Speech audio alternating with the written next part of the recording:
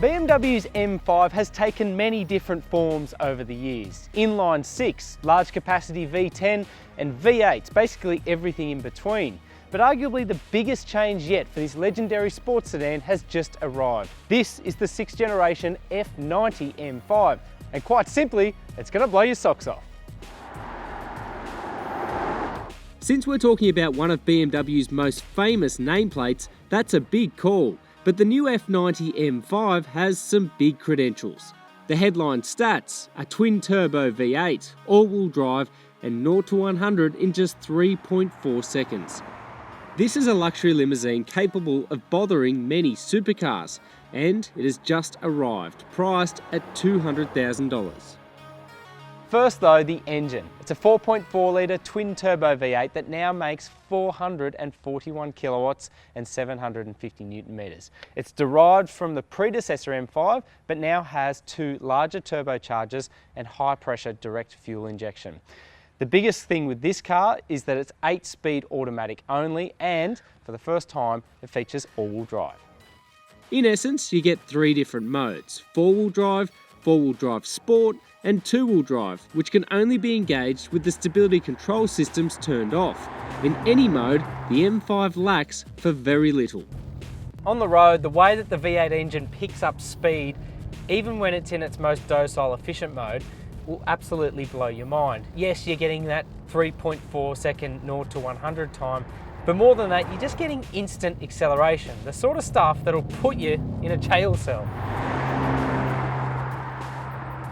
Equally, this car balances all that on-road nous with functional day-to-day ergonomics. On the road, you're getting a little bit of that trademark stiffness from the tyre walls translating through the cabin, so you'll notice that sharper bumps in the road do tend to be transferred through the cabin with the occasional jolt or bump, but everything else is quite well cosseted. And one of the big improvements as well is that of tyre noise. BMWs have struggled in the past to kind of really separate occupants in the cabin from excess tyre noise, but thankfully this one does that and more.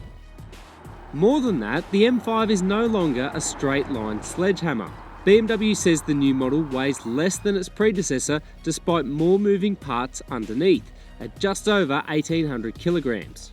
The all-wheel drive system is basically imperceptible in day-to-day kind of commuting. It feels rear biased, and you don't really notice any interventions from the front unless it feels as though you're losing grip. Now, on the speed camera covered roads of Victoria, it's kind of hard to get the most of the M5 in terms of performance. So for that reason alone, we're going to take it to the track.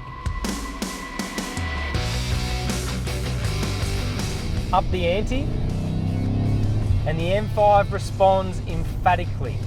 It's poised, it's composed, and it's deceptively quick. And at a place like Sandown Raceway down in Melbourne, it's like a piece of art on the track. The way that the gearbox and the engine work together, the steering, the body control, it's all strung together perfectly, and it makes for a harmonious package on the track.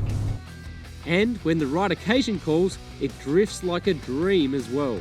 In fact, the M5 holds the Guinness World Record for the longest consecutive drift, some 8 hours.